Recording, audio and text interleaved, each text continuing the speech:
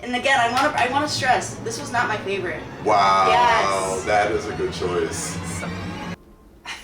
Okay.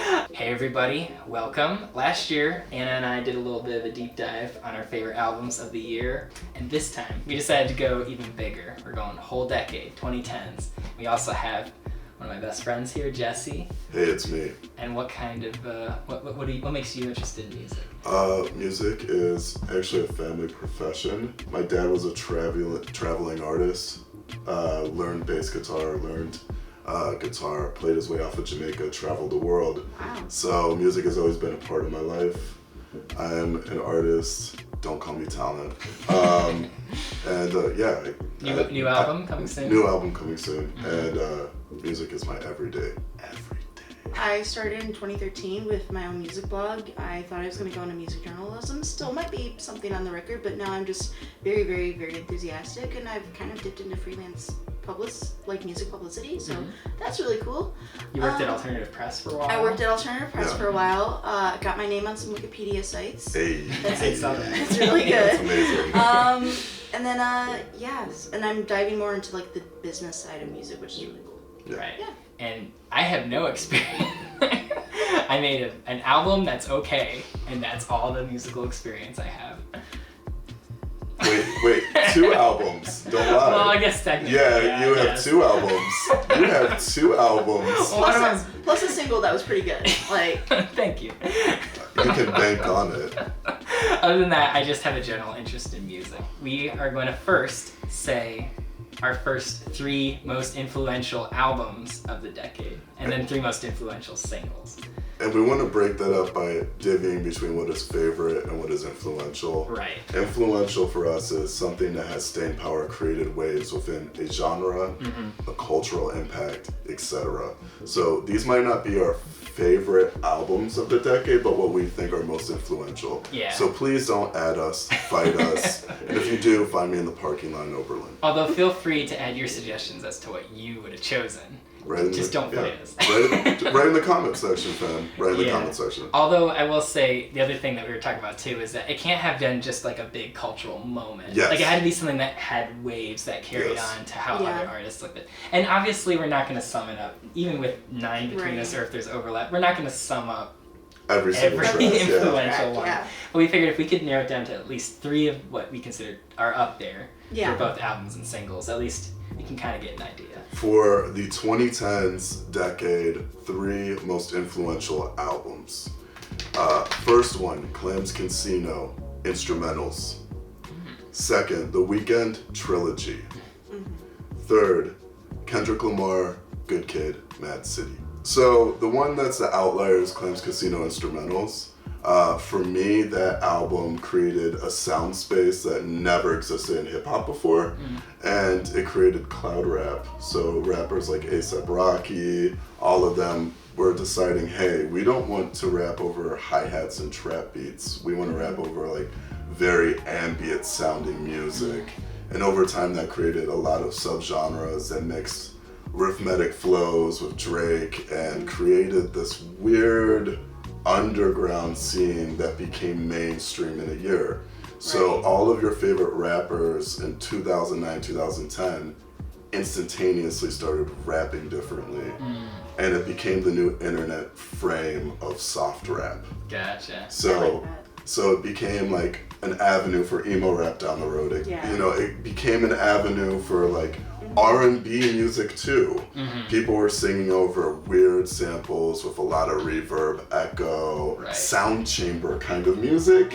And stuff that wasn't just like party in the club kind of. No, not at all. Not at all. I mean, this was like, this is like the second wave of like codeine rap. Right. In a weird way. Kind of fading out sort of that bling era. Yeah, like bling, and it was a reaction to trap music and southern music and East Coast music. It all formed into this. And so House of Balloons was an internet mixtape, just the way that Clams Casino Instrumentals was.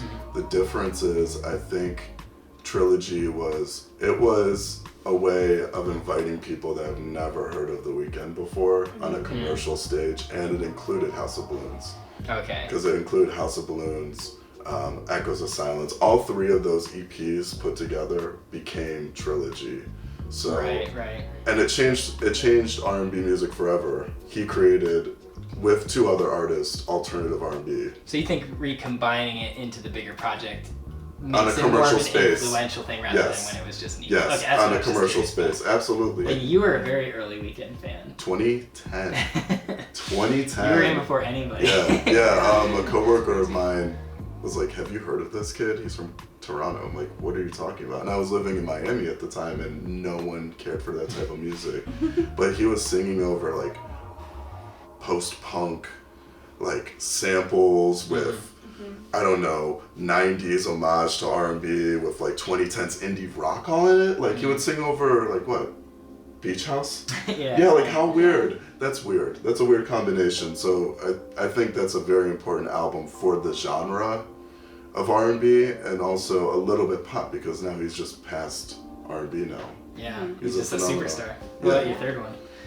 Third one, Good Kid, Mad City. I think that's easy to say. I think people might not say that that's their favorite Kendrick Lamar album. But they're wrong. No, I'm just kidding.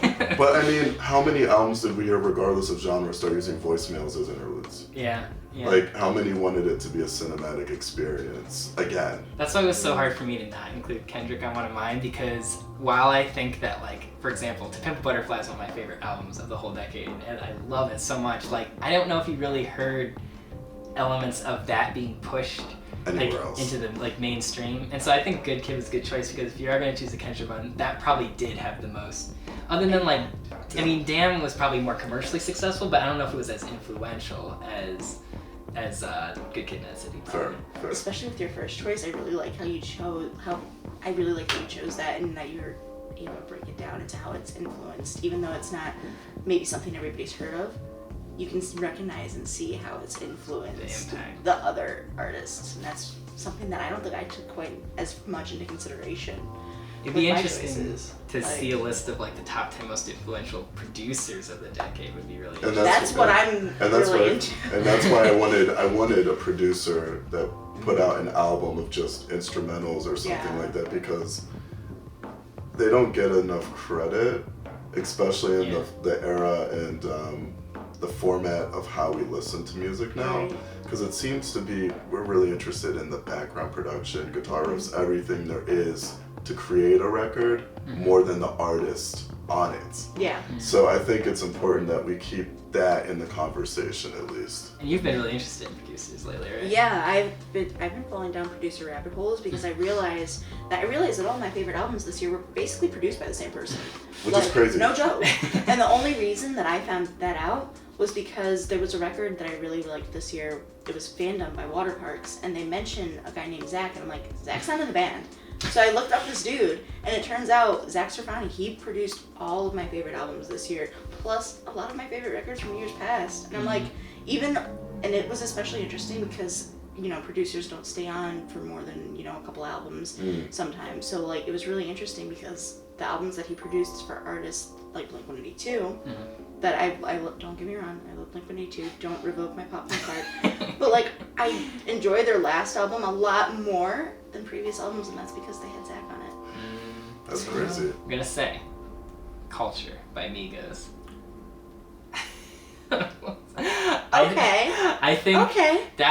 I think it really summed up like what a massive influence they had, like in terms of like mainstreaming trap into like being the biggest like genre in the world there for a moment. I think they were like the clear like pedestal of that for a moment. And it's not like I love every single song on that album, but there's a lot of really catchy fun songs on there, and I think that helped like make the case for trap and why people like all of a sudden you start seeing commercials and you saw it in like, I don't know, I'm saying trap has been around for a while. I'm just saying that seemed like, if you're talking about like looking like back, the precipice of it. Right, like looking back when they say like what was the peak of trap rap in the 20 like they'll probably say that moment in time, I'm sure.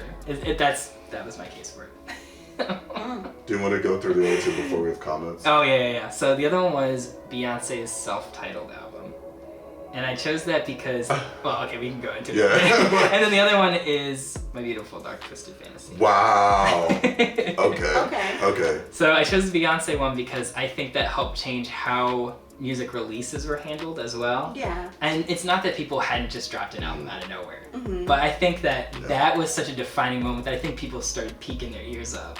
And I think people started to realize like, oh wait, this is like streaming, this is this and this, like we can do anything. And I think people started to realize like the potential of what an internet can do for the music industry in a way that like someone big like her had to do. And it's also a really great album. I prefer Lemonade, and I think it also helps secure her legacy as this person who just keeps on like being relevant, keeps on like influencing people.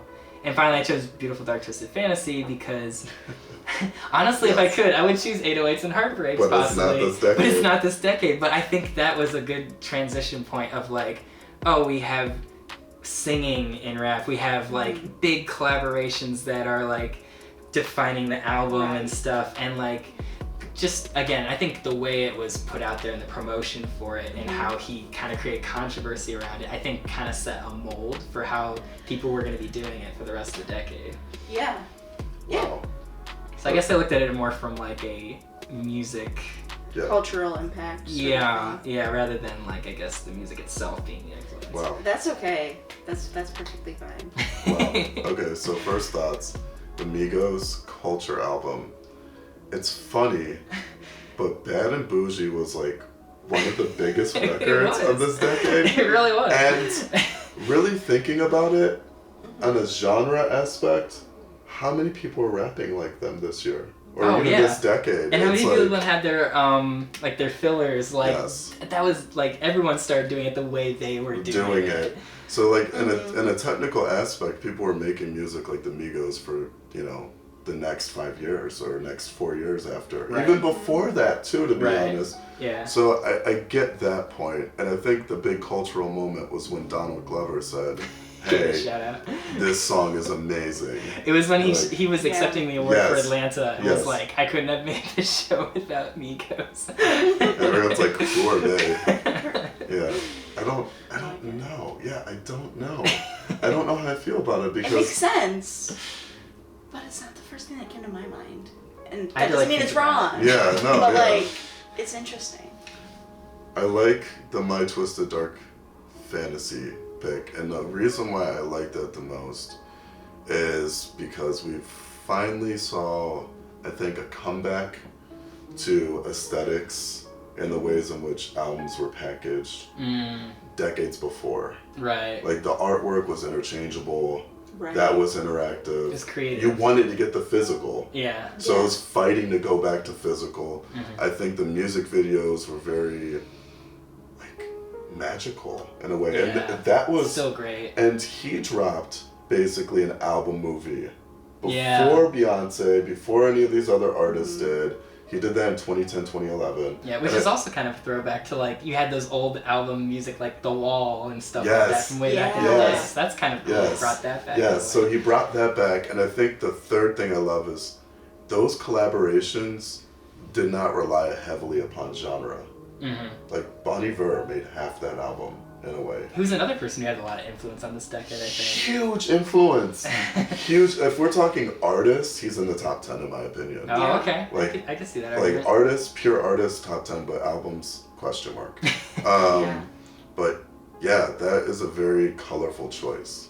Standing personally for Kanye. I'm not crazy about some of his most recent political views or how he's enacted them, but again, he's someone I think you can't deny like had a big influence in the 2010s. Like his style of being a pop star like helped create what it was this decade. So I mean, you're not wrong.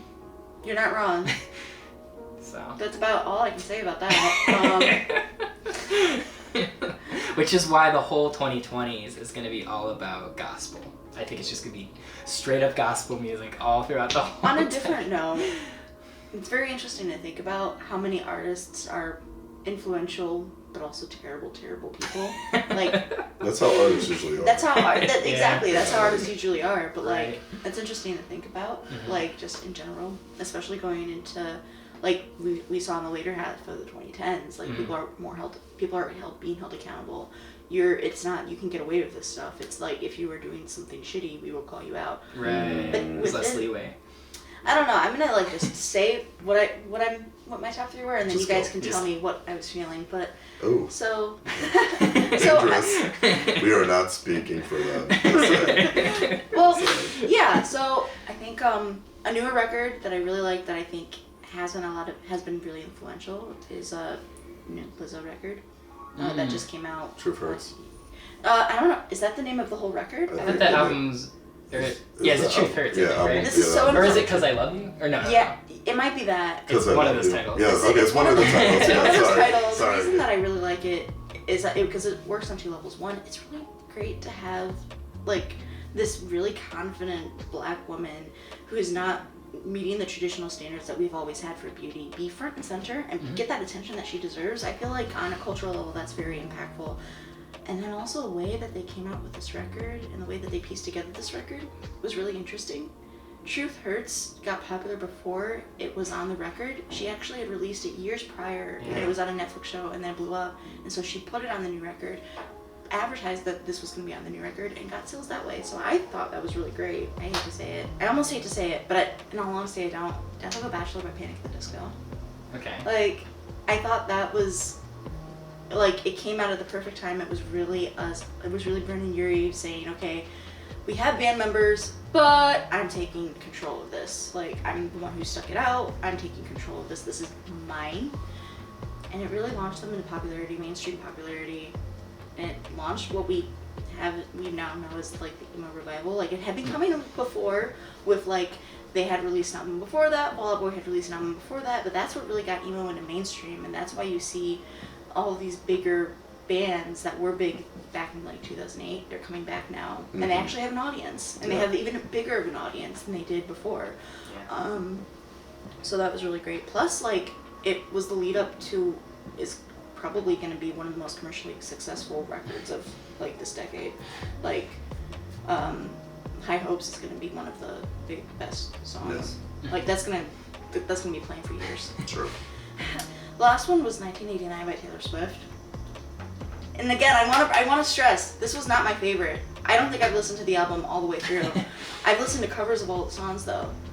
I really don't like Taylor Swift, but I can't deny the impact that album had on mainstream and on her breaking out from that country, from her country roots. Like, there's the reason Taylor Swift is the cultural icon that we have her as today is because of that album. If I may, Yeah. my thought is maybe I would nominate Red instead, because Yeah. I feel like that was more of like the shift. Yeah, but 1989 It was definitely a bigger album, though. was the more commercially successful album. Right. I would say. So Red was the start of it. 1989 kind of just like solidified it. Now apparently she's the artist of the decade, so. Don't know how that happened. That's not true. Sorry, I'm not denying Taylor her fans. influence. But I'm not denying her influence, and I'm not denying the things that she has done that actually have kind of made a difference. Like, even though she was not the first one to start the whole conversation about, you know, record labels and the artists and everything like that, that was Prince back in the 90s. That's true. She's bringing it to mainstream. She's That's true. bringing it to people's attention. I feel like with her too, it's like she kind of solidifies the idea of the pop star in a way, because her path has been so, like, it's the classic pop star story, right? She rises from nothing, she blows up, she has her struggles, ups and downs, she has a rise up where she changes her style, and it's like she kind of helps solidify that myth. I'm gonna get attacked by Swifties. So that's not how it actually happened. How it actually happened was that her daddy was super rich and knew people. Yeah, but that's the like story. that's the story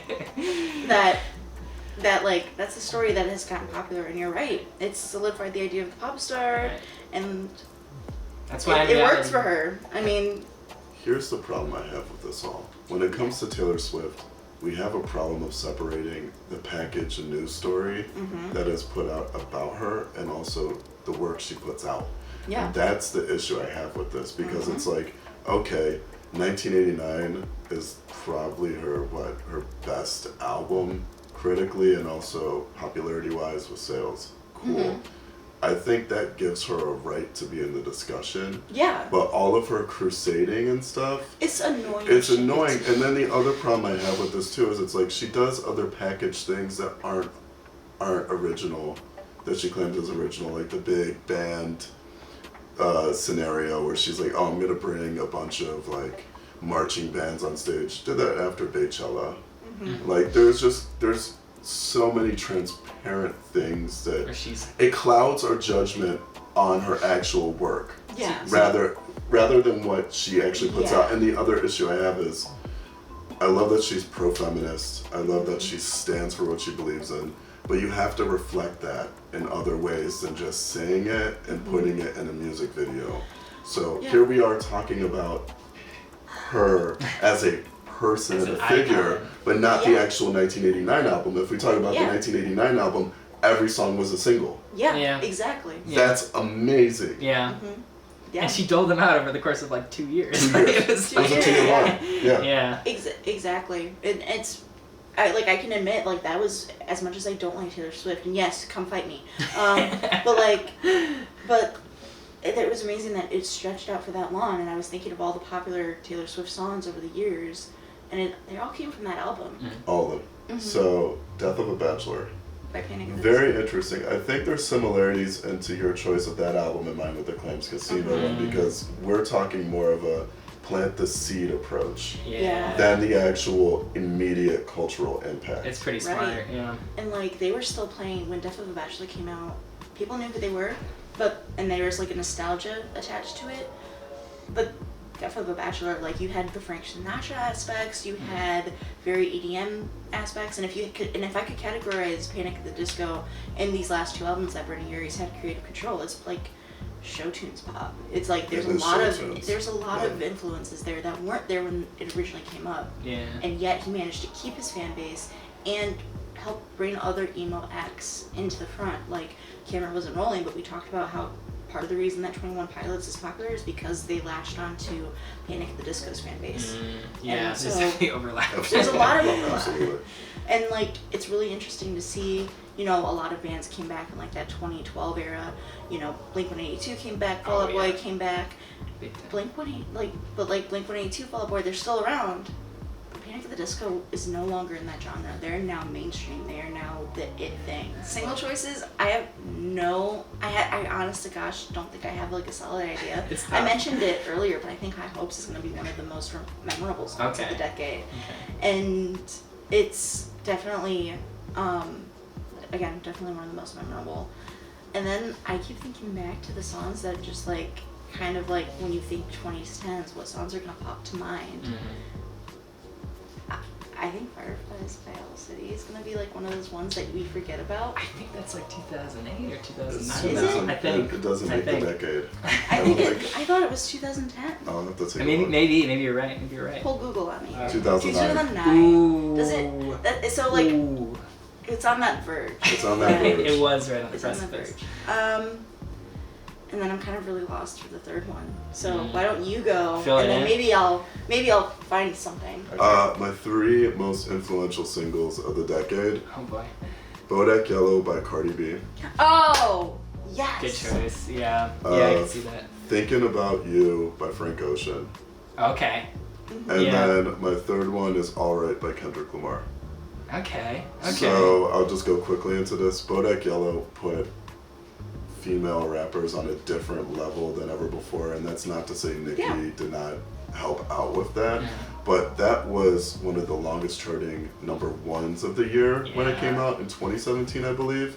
And the other thing about it too, it broke Lauryn Hill's record for a female solo rapper to have a number one. Oh. And it also was another addition to this trap wave for pop. And it is Really, fun. It's it's still fun. like it's a fun It's really song. fun. It's fun. There's nothing about the production, the words, the flow that make it special. It's just catchy, and it put women on another level that I think has to be noted. Yeah. Because now we have Meg Thee Stallion, we have all these other girls that are better than the dudes, will always be better than the dudes. And I think that's important. I chose Alright by Kendrick Lamar because if Fox News is reporting on a music video and a song because it was too offensive for them, That's good. that's something. That's a milestone. And if we go back to like the Black Lives Matter movement and think, what was the anthem of it? It was "We Gon' Be All Right." Yeah, we gon' be all like that. That encapsulates 2014, 2015, 2016. That's good. That's a good choice. And then Thinking About You, to me, it was a breath of fresh air for R&B at the time, and it was a time where Frank Ocean was this mythical creature that we now today are just like, any artist is like Frank Ocean. You know, like coming out, saying his truth about who he is, and then to drop a single, which is really like a love story about lying about yourself to who you want to be with someone else, and we don't know the gender of that person, it was such a different experience. Yeah. And to not have a video for it and just have the song be what it is. And he's another one who really like set the tone for how that genre exploded Yes. because of how Yes. like lyrical he was, because of how mysterious, or just even just like how like poetic. Like he wasn't just out there just being like, I love you babe, I love you babe. Like he was like coming up with stuff that you think of, like you chew on some of those lyrics. And I think that really inspired a lot, like that whole R&B wave that The we whole saw. R&B wave, that whole alternative R&B wave. So those are my 3 most influential singles. That's awesome. I was so split because I wanted to put Channel Orange as one of my albums, and I was like, it didn't make it for me. that's tough. That's a tough one. But I love Blonde too. So these are interesting ones. Okay. Royals by Lorde. Wow, Yes. that is a good choice. Somebody That I Used to Know by Gautier. Okay. That's. And I'm gonna say Hello by Adele.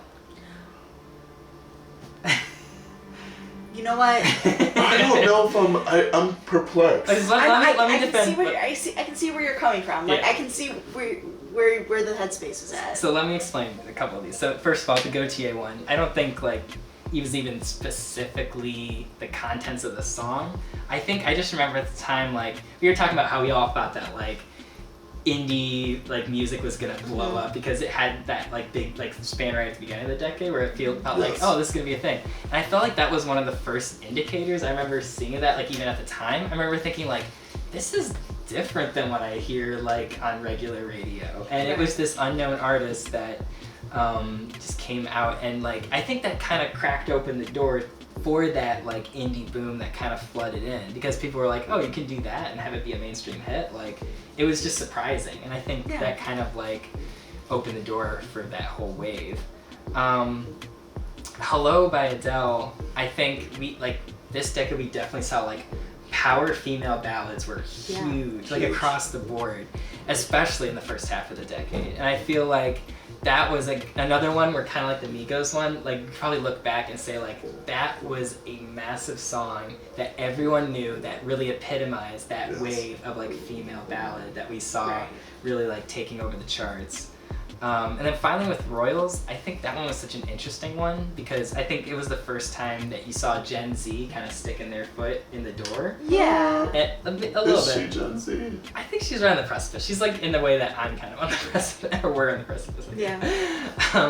But anyway, at least I feel like it at least resonates with the Gen Z aura. So because I think before that, like the beginning of the decade, you had like the pop music that was coming out was still kind of like in this party, like the LMFAO, like we're gonna have fun at the club, like that kind of music. Yeah. And I feel like that, like around 2013 or 14 when that happened, I think that really helped set the tone for the second half of the decade, which was much more about like being in my feelings, the Drake era, like that sort of emotional, like the whole point of the song is basically like parties kind of suck and we don't want to go out, and like that is the relatable message of now, and she was saying it like even then, like and I just think she's such a cool artist in general. I think I have so much respect for how she has handled her career so far, and I don't know if she'll ever have a hit that big again.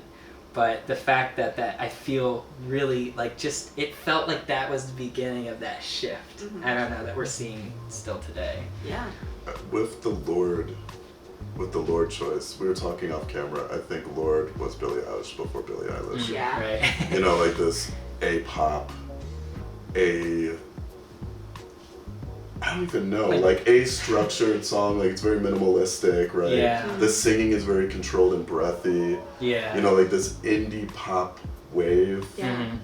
She was like one of the first when it comes to gaining so much success. So I understand the Royals choice because Royals was also played on urban radio. It was Yeah. everywhere. It was It like was- It was everywhere. It was everywhere. I remember I heard a thing where I guess she was backstage and David Bowie was at an event there, and he was like, "When I listen to you, I hear the future of music." That's like, crazy. how iconic would that be? That is amazing.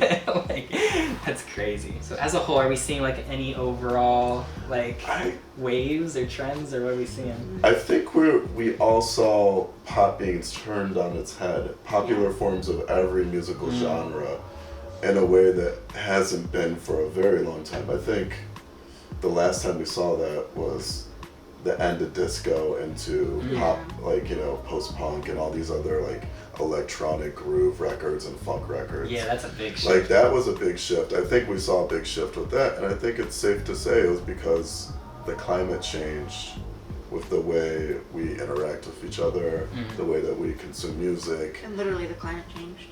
Literally the climate change. Literally the climate change. But I think millennials.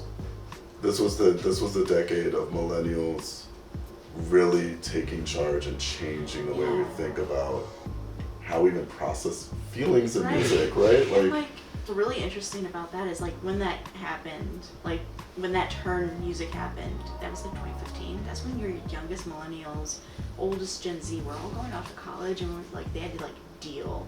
And they had to find new ways of dealing, and they were maybe even finally able to get the help, maybe finally able to identify the way that they wanted to, like. So like in the same way that like millennials, Gen Z, that time period were growing up, like the music changed, what we wanted to change, like. I mean, even thinking about the transition of buying physical to downloading music, like we all experienced going back that. to buying physical vinyl. Exactly. Experience. And that all happened within 2010 to 2012. Yeah. And I Vinyl think exploded this decade. vinyl like, exploded this decade. It's like who would have ever thought? it's like the most high, like outside of streaming. It's like that's what's making up a lot of record sales. Like that's what's music sales. It's like 12% of the market or something. It's crazy. Mm-hmm. But yeah, I think the internet, like none of this would have happened without the internet, Right. because I think finally, like, as much as the gatekeepers want to be like, we still control it, we still control radio and stuff, it's like they couldn't help but have this wave of internet influence bubble in. And that's why another one that I was really split on was thinking about doing Old Town Road, is because that literally is like an internet success story from like the bottom of like a meme to like the biggest song in the world. Yeah, I feel like if I had to pick like a third, second Yes. one, that would be it because really? it's like it's influential in the way of like maybe it didn't have an impact of the past decades, but it's going to set the tone for the future decades. Like, That's it's true. going to set the tone for the 2020s. And how we even market, like. Yeah, pretty much. Because I know you're really fascinated by how like the TikTok and like. I am like this deep into like how he marketed himself on TikTok, how it was a lot of it was accidental on how things are getting popular in the Gen Z world. Like it's crazy. Shout out to my little sister who's 15, turning 15 this December, and yeah, she's helping me a lot with diving into that world and marketing, and like it's really unique. I think to maybe close the conversation, if I may, Yeah. I think the cool thing about this decade is we're starting to realize that there are boundaries in music that we'll never see because it's so vast now, but we can accidentally fall into. Yeah. And I think that is what's so exciting for us moving forward, because it's like, Well, the genre lines are so blurred at this point. They're It's so like you can blurred. combine anything with anything and have this this crazy thing that just explodes. exactly. Right? And I think we're getting to the point where it's like, maybe there is a limit to it, but I think there's a revival for those limits too. And I think there are, because of this explosion, because of streaming platforms, I think there are people that want like a return to a hard rock album, Yeah. a return to a punk record, a return to a golden era rap record. Like Well, there's revivals going on everywhere. Think about people like Bruno Mars who've totally captured that. Like that retro 70s, 80s, 90s. Like the flavors that we love but with modern production. And like a lot of people have been really good. Uptown Funk was definitely like an album. That's going to be one of the big singles that I think people will remember years from now. And then you mentioned Lizzo too. She's really good at that too. Taking a lot of old flavors and making them feel fresh. Yeah. It's amazing. I'm so excited for like what's gonna come next. Yeah. Like that's what I'm hyped about. I always love a clean slate. Well, hopefully maybe 10 years from now we can do Oh my god. I'm gonna have gray in my beard, bro. Honestly. Me and my 12 children will be scared. 12 children. No, I don't. I know you came from a Catholic family, but man. Oh, whoa, hey-oh. All right, thanks for watching. And like I said, like if you want to leave your own ideas in the comments, we would love to hear what you have to think. Absolutely. Signing out, Jesse. Joe. Anna. Forever. No, I'm just kidding. Just kidding. We're not taking it. 5 ever. 5 ever.